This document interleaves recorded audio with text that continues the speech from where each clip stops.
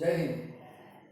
આજે આપણે standard 12 Gujarati medium English unit 2 read two shepherd shaped by Harindranath Chattopadhyay કરી રહ્યા છે.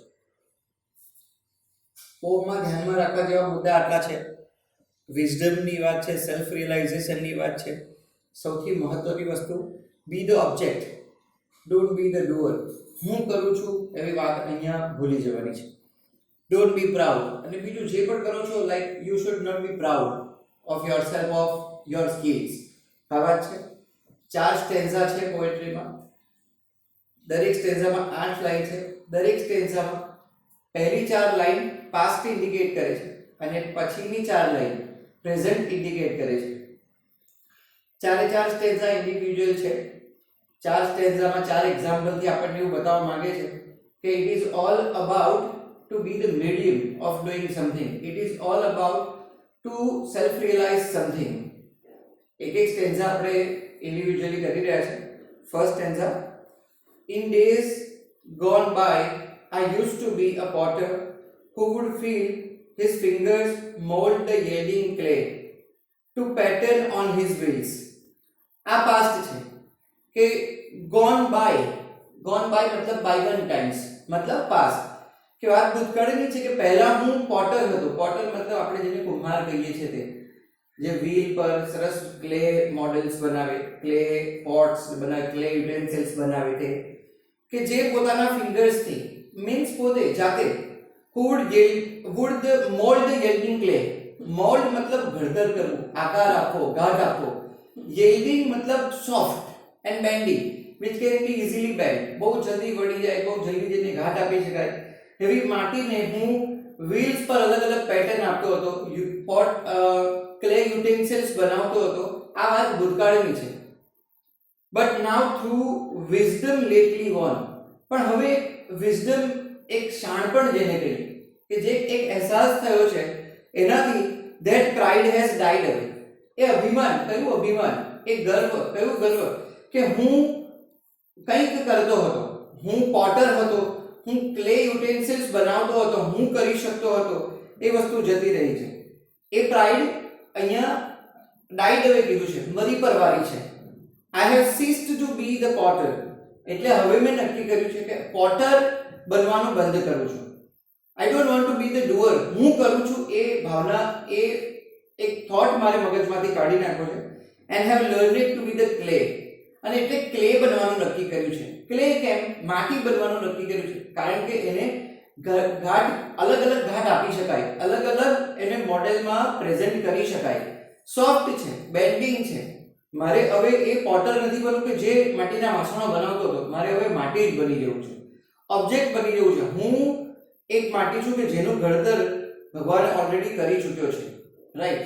પહેલા સ્ટેન્ઝામાં આપણને આ રીતે સમજાવવામાં આવ્યું છે. બીજો સ્ટેન્ઝા જોઈએ. In other days, I used to be a poet through whose pen innumerable songs would come to win the hearts of men. આ વાત પાછી છે પાસ્ટની. કે ભૂતકાળની વાત કરું તો હું એક કવિ હતો કે જેની પેનમાંથી, કે જેની પેને અસંખ્ય ગીતો લખ્યા છે અને એ ગીતોએ લોકોના દિલ પર રાજ કર્યું છે, લોકોના દિલ જીતી લીધા છે. આ વાત ભૂતકાળની છે. But now through new got knowledge. પણ જે હમણાં એક અહેસાસ થયો, એક અનુભૂતિ થઈ, એક નવું જ્ઞાન પ્રાપ્ત થયું, એનાથી જો જોઉં, હવે આ વાત પ્રેઝન્ટની છે. But now through new got knowledge which I had not had so long. In short બંનેમાં એક જ વાત છે કે જે નવું જ્ઞાન પ્રાપ્ત થયું મીન્સ એક જ વસ્તુ છે ને કે જે પહેલા ન હતું. I have ceased to be the poet. એટલે કવિ બનવાનું હું બંધ કરું છું, કવિ બનવાની ભાવના હું છોડી દઉં છું. and have learned to be the song. અને એ સોંગ બનીશ કે જેને લોકોના દિલ પર રાજ કર્યું છે, ના કે એ સોંગનો રચયિતા. હું એ સોંગ બનીશ. જો બંને સ્ટેન્ઝામાં વાત થઈ ઓબ્જેક્ટ બનવાની વાત થાય છે, ડુઅર બનવાની વાતને અહીંયા સ્વીકારવામાં જ નથી આવતી. કે હું એક ગીત બની જઈશ કે જે ગીત લોકોના દિલ પર રાજ કરે છે, વર્ષો સુધી ગીત અમર રહી જાય છે, તો બસ હું એ કામ કરીશ. Third stanza: I was a fashioner of swords in days that now are gone, which on 100 battlefields glittered and gleamed and shone. Past. પહેલા હું sword maker હતો. ફેશનર કીધું છે, મેકર, શેપર. કે પહેલા હું તલવાર બનાવતો હતો, swords. ડી નો ઉચ્ચાર બહુ ઓછો છે, સ્વોર્ડ નથી બોલાતો, સ્વોર્ડ્સ બોલીએ છે. In days that now are gone, એક જ વાત છે કે જે દિવસો હવે રહ્યા નથી, મતલબ પાસ્ટમાં હું સ્વોર્ડ મેકર હતો, કે જે તલવાર which on 100 battlefields, જેમ કે હજારો યુદ્ધોમાં, હજારો રણભૂમિ પર glittered and gleamed and shone. આને ઇંગ્લિશમાં ટોટોલોજી કહેવાય, કે એક જ અર્થ માટે ત્રણ શબ્દોનો પ્રયોગ કરે છે, glittered and gleamed and shone. હજારો યુદ્ધમાં, હજારો યુદ્ધ ભૂમિ પર આ તલવારો ચમકી ઉઠી છે. તો એ એવી તલવારો હું બનાવતો હતો, પણ હવે પ્રેઝન્ટ રિયલાઇઝ શું થાય છે, હવે એક ડિવાઇન પીસ નો અહેસાસ થાય છે.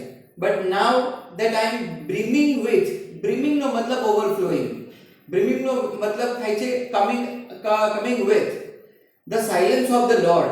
બસ હવે એક દિવ્ય શાંતિનો અનુભવ થાય છે મારા મગજમાં, કે હવે હું એક ફીલ કરું છું કે everywhere there must be peace. તો એ ફીલિંગ સાથે the silence of the Lord કીધું છે, દિવ્ય શાંતિ. I have ceased to be sword maker, તો તલવાર બનાવનાર બનવાનું બંધ કર્યું છે. And I have learned to be the sword, અને તલવાર બનવાનું નક્કી કર્યું છે. ફરી એકવાર ઓબ્જેક્ટની વાત આવે છે, ડુઅર નથી બનવાનું. કોઈ don't be the subject, B the object, કે તલવાર બનાવનાર નથી બનતો.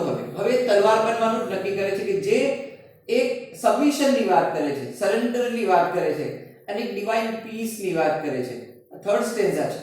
ફોર્થ સ્ટેન્ઝા જોઈએ છે. In bygone times I use to be a dreamer. ચોથો સ્ટેન્ઝા ઉદાહરણ છે હવે ડ્રીમર એક ડ્રીમર હતો, who would hurl on every side an insolence of emerald and pearl, કે જે બૂમો પાડીને જે કહેતો હતો, every means he has tried.